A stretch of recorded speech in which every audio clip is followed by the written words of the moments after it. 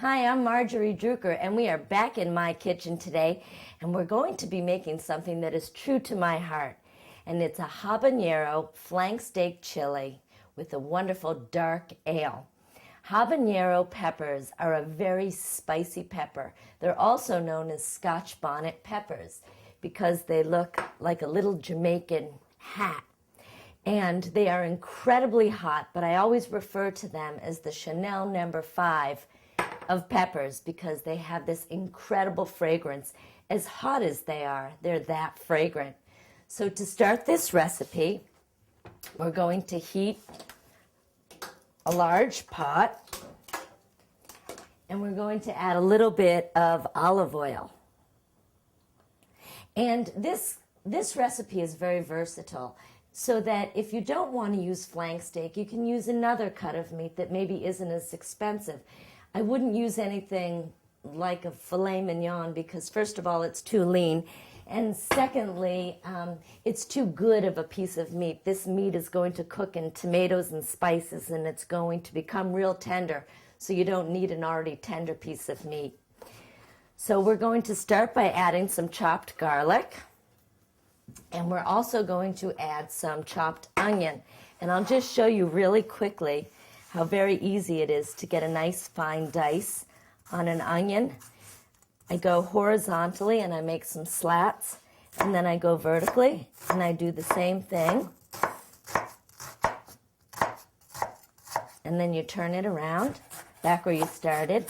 You go across and you get a nice even dice. When you get to the part where you can't dice it and it's not as safe to dice, you'll just cut those up a little bit smaller.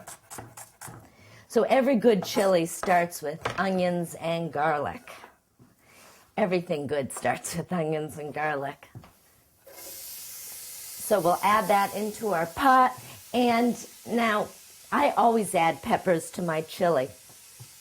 Today I decided to do something a little fun and funky, a little colorful, because what I like to do is I like to take ideas and change. So maybe people like to put green peppers in chili.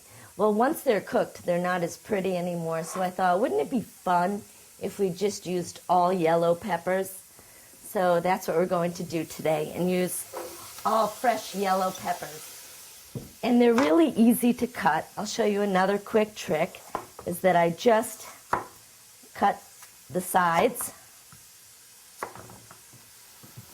And then you have the 3 pieces right here. And you don't want to cut them too small, because if you cut them too small, they'll just disintegrate, because chili is cooking for at least an hour and 10 minutes, and it's cooking in a lot of saucy ingredients, so you want to still be able to see the peppers once the chili's cooked. So we will just add these peppers in. And while these are cooking, we're going to get to the flank steak. And as I said, if you don't want to use yellow peppers and you prefer green peppers, you can use green peppers, orange peppers, red peppers. I've changed my cutting board because now I'm working with raw meat. So this is our flank steak, and it's a nice, healthier cut of meat. It's a little bit leaner than, say, a ribeye or a sirloin steak, even though ribeyes are certainly very delicious, and a ribeye steak in a chili like this would be absolutely wonderful. But steak can get expensive, so this might be the best alternative. So when you cut flank steak, you have to cut it going against the grain in order to keep it really tender. So I'm cutting this meat super thin, and I'm cutting it on an angle. And this will give me a really tender cut of meat. So then once you get these pieces cut, you then just cut them into smaller, bite-sized pieces. And I've already cut some up, so I'm going to add this meat, and I'll add the rest of this meat, and it's about 2.5 to 3 pounds of steak. And at this point, we're just going to take this steak, we're going to cook it with the onions, the garlic, and the peppers, and we want to brown it. We want to sear it and brown it before we start adding our spices and our tomatoes. Okay, now we're at the place where we're ready to add the rest of our ingredients to our chili. it's important to add the spices first because once you add the tomatoes, they start spitting up and you want to have the cover on once the tomatoes start going through that phase. So let me talk you through the spices that we're going to add. The first thing that we're going to add is some oregano. I know, sounds funny because we're talking about chili and you think of oregano as more of an Italian spice. But when I was in culinary school, the chefs were very passionate about their chili. And they drilled into us that you needed to have basil and oregano, and I never forgot that. So that's why I continue to add it into my chili. So here's some basil and oregano, and then you can't have chili without chili powder and cumin. So I like to use a dark chili powder and cumin. And some people think cumin is too strong, and it is strong, but it's kind of like what sage is to stuffing, cumin and chili powder are to chili. And so I'm just going to blend in these spices. And now for the secret ingredient. I know you're going to think I'm crazy, and I am, but we're going to add dark cocoa. And this is a very expensive, delicious cocoa that I use for my best baking, but a few teaspoons in the chili will make it just right.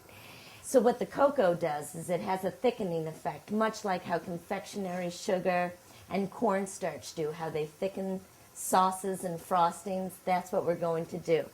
So the chocolate will thicken our chili. And the lovely thing about the chocolate is that chocolate is very aromatic.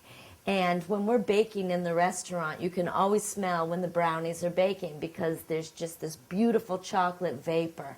And that's what we're going to do with the chili, but it's not going to taste sweet and chocolatey. It will just have a really rich, deep flavor. At this point, we're going to add tomatoes. And we're going to add some beef stock. Now, you can use canned. I happen to make some beef stock over the weekend because I love having fresh homemade beef stock. It makes great onion soup and it's great for beef stew. So today, instead of using dark red kidney beans, which are typical for many chilies, I decided to just twist it up a little bit, and we're going to use white cannellini beans. So this is kind of an interesting chili. We're using flank steak, we're using yellow peppers, and we're using white beans. So we've taken the idea of chili, but we've changed the colors and the textures. Now for the last ingredient. We're going to add some dark Bass ale. And a lot of times if you don't have dark ale, you can just take whatever your husband has lying in the downstairs fridge. So that's usually what I do. Unfortunately, he's a counter. And he takes inventory, and he always knows when something's missing. So at this point, I'm just going to stir the beer, the tomatoes, the beans, the onions, the peppers, the garlic, the flank steak, the beef stock. It's all in there. And we're going to let it cook and simmer for about an hour and 10 minutes. After an hour and 10 minutes is up, that's when we'll finish it. We're going to add some fresh cilantro, we'll add some Worcestershire sauce, some salt, black pepper, and then we'll add a little bit of the habanero pepper. We added it at the last minute to keep the heightened effect of it.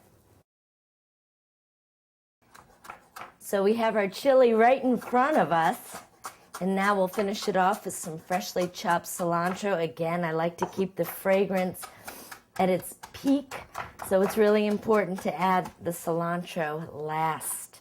So we're going to add a little bit fresh cilantro. We're going to add a few dashes of Worcestershire, a little hit of balsamic vinegar, and here we go. This is the habanero. Add as much or as little as you like. A little goes a very long way. So we're just going to add a little bit to the pot. And now we're ready to serve. So we're just going to plate this up, and we will garnish with some Monterey Jack cheese And we're just going to shave some of these funky little shavings of cheese on top of our chili.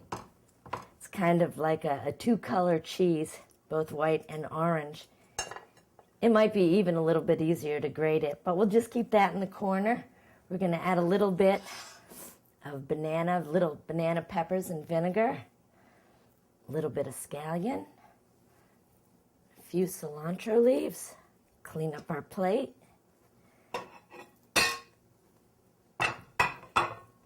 Serve a little slice of homemade cornbread on the side. And we have our habanero flank steak chili with dark ale.